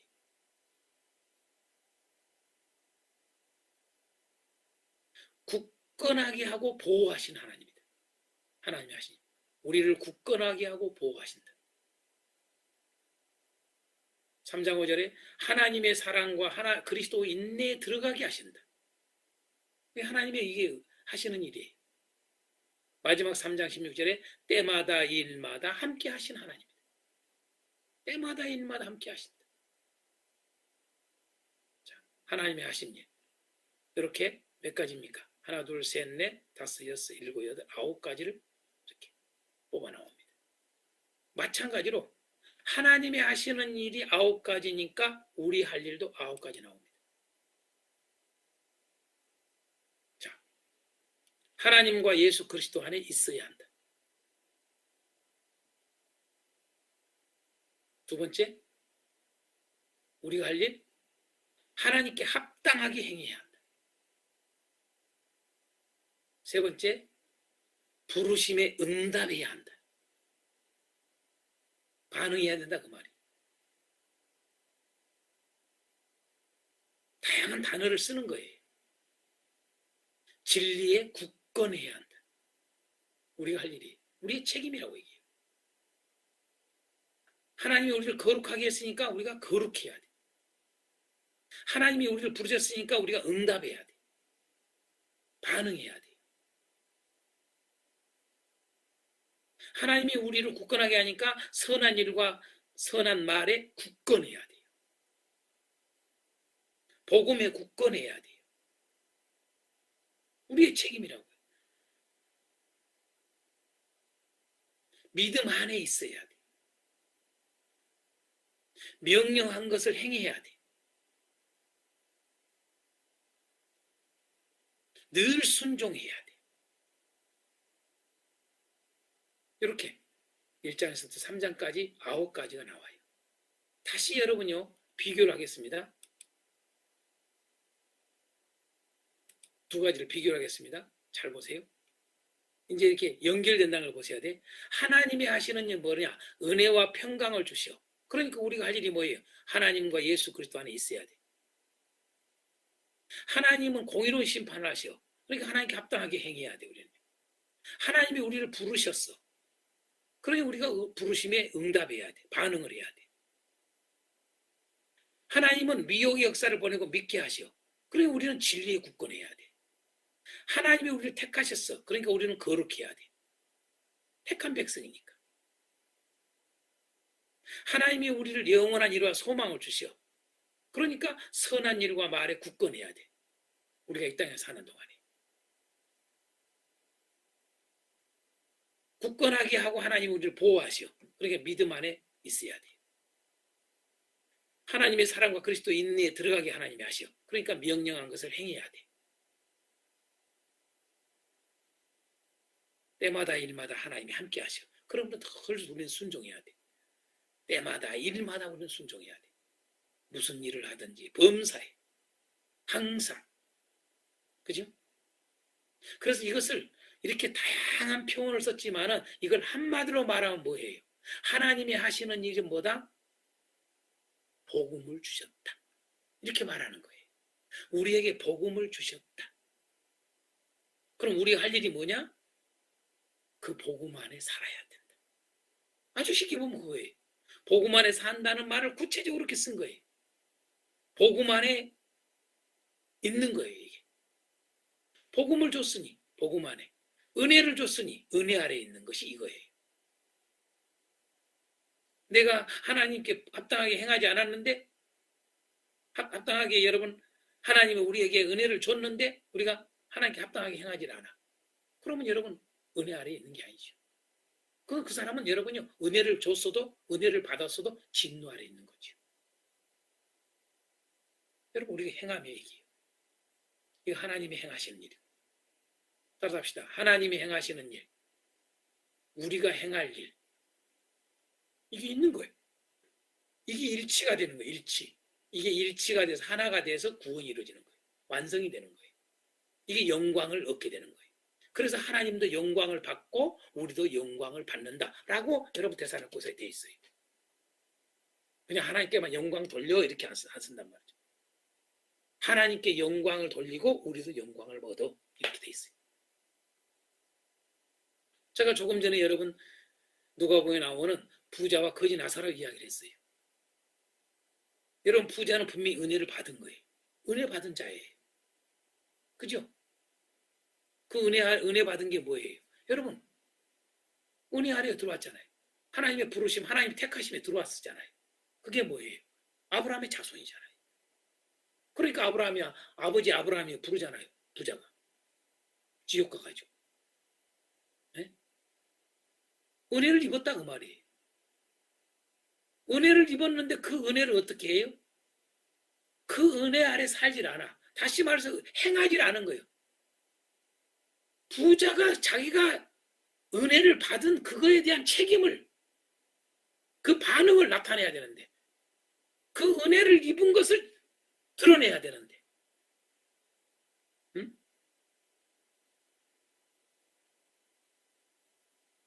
뭐예요? 세상에 집 앞에 있는 그 거지 나사로 그렇게 여러분이 처절하게 보이고 날마다 다 알잖아요. 자기도 알고 형제들도 다 알잖아요. 모두가 다 알잖아요. 거지 나사로. 거기서 살아. 아예. 온몸이 병이 들고 거기다가 먹을 것이 없어. 근데 자기 배만 자기 집에서 잔치하면서 배만 채우고 앉아 있어요? 그리고 안 줘? 여러분 안 한 거지요. 책임을. 은혜를 받았으면 은혜를 여러분 나눠야지요. 은혜가 나타나야지요. 행하지 않는 거지요. 행하지 않아서 여러분요 지옥 간 거라 라고 하는 것을 예수님이 이야기해 준단 말이에요. 예수님. 동일한 이치란 말이에요. 바울 사도는 이러한 복음의 정신, 복음의 복음론, 구원론을 정확하게 그대로 동일하게 예수님의 그 가르침을 정확하게 알기 때문에 그 안에서 그대로 여러분 전한 거예요. 우리가 명심해야 됩니다. 우리가 이렇게 가르치지 않는 것을 회개해야 돼요. 우리가 이렇게 하지 않은 거에 대해서 고쳐야 돼요. 이제는 정말로 이제는 고쳐야 돼요. 우리는 뭐 주님이 다 하셨어 이런 소리 하면 안 돼. 주님이 다 하셨으니까 나타나야 돼. 우리에게 주님이 완전하게 이루셨어. 구원의 능력, 구원을 확실하게 하셨어. 어정쩡하게 구원을 하신 게 아니에요. 불완전한 구원이 아니에요. 예수님은 완전한 구원이에요. 그걸 행하셨어.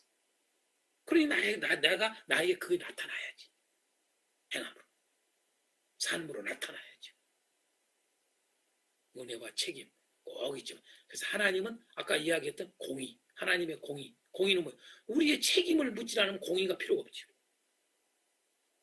그래서 공의에 대해서 또 다른 말로 성경에 구약이나 신약이 많이 쓰고 있는 말이 로마서도 쓰고 그러지만 뭐예요? 요한계시록까지. 각 사람이 행한 대로 갚으신다. 하나님 공의죠. 행한 대로예요. 행한 대로예요. 행한 대로. 우리 행함이 중요하다고요. 행함이 기준이라고요. 왜 행함을 빼요? 행함이 기준이에요. 시작. 행한 대로 갚으신다. 행하는 걸 기준이라고 그랬지 뭘로 기준했어요?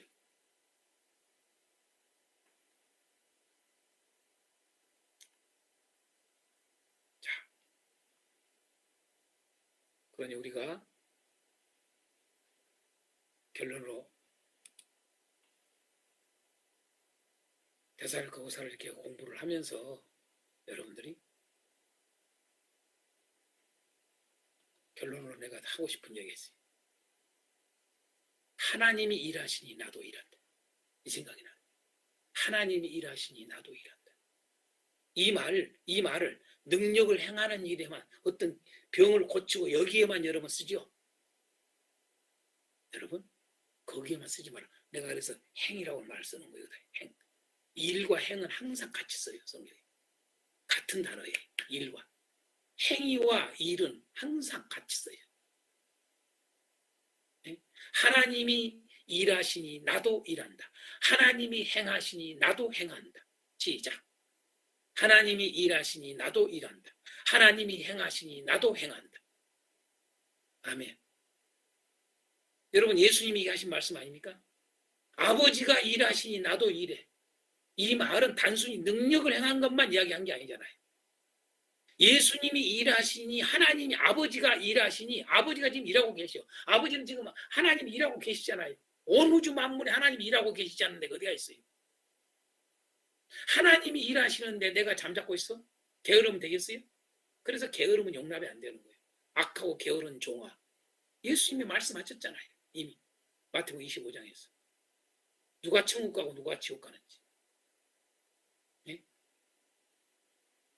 게으른 자는 악하다. 같이 쓴단 말이에요. 악하고 게으른 종아. 악과 게으름은 이코 같이 따라다니요. 그래서 오늘 데살로니가후서 3장에 악과 게으름이 단어가 들어있는 거예요.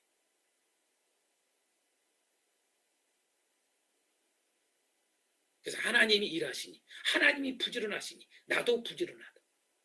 하나님이 부지런하니 우리 교회는 부지런하다. 저 기독교인들만큼 부지런한 사람 없어. 저 기독교인들만큼 저렇게 정직한 사람이 없어. 저 기독교인들만큼 성실한 사람 없어. 이 말을 써야 나와야 돼요. 다 자연스럽게 나와야 돼. 그건요. 마땅히 들어야 될 말이라 이 말이에요. 성경 우리 믿음의 조상들 아브라함부터 보세요. 저 이방 사람들이 여러분 하나님을 모르는 자들이 여러분 아브라함부터 해서 다 그 이야기 하잖아요. 아브라함에게 들었고 이삭에게 들었고 야곱에게 들었고 하나님이 함께 하셔. 이 말이 뭐예요? 여러분이 야, 참 정직해. 정말 성실해. 참 착해. 정말 부지런해. 정말 신뢰가 가. 할렐루야. 아버지가 일하시니 나도 일한다. 예수님이 이 말씀은 여러분요. 예수님이 선을 행하는 걸 말하는 거예요. 핵심이 여러분. 아버지가 일하시면 항상 선해. 그래서 여러분 성경에 특별히 시편에 이런데 하나님이 선하시다 선하시다 이 말이 엄청나게 갑니다. 다 같이 따라갑시다. 하나님은 항상 선하십니다. 따라합시다. 그러므로 우리도 항상 선해야 합니다.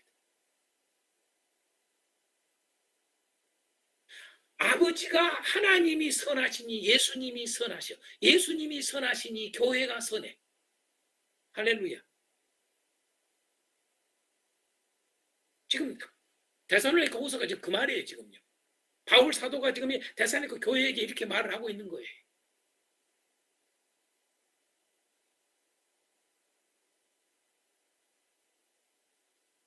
그런 것을 다 포함해서 하는 말이다. 이 말이죠. 하나님이 일하시니 나도 일한다. 이 말이에요. 선한 일, 선하게 모든 일들 한다. 이 말이에요. 악한 일이 없어. 모든 일이 선해. 그래서 모든 일에 선이라는 말을 쓰는 거예요. 그냥 선 이렇게 해서 모든 일에 선, 모든 선 이렇게 쓴단 말이죠. 마지막으로 한번 읽어봅니다. 시작. 부르심이 있으면 응답이 있어야 하고 택하심이 있으면 증거가 있어야 한다. 아멘. 1장 10절에 근거해서 제가 이 한마디를 던진 거예요. 부르심이 있으면 응답이 있어야 돼. 택하심이 있으면 증거가 있어야 돼. 우리가 데살로니가 후서에서 바로 이러한 것들을 우리에게 가르치고 있음을 우리가 깨달았으면 합니다.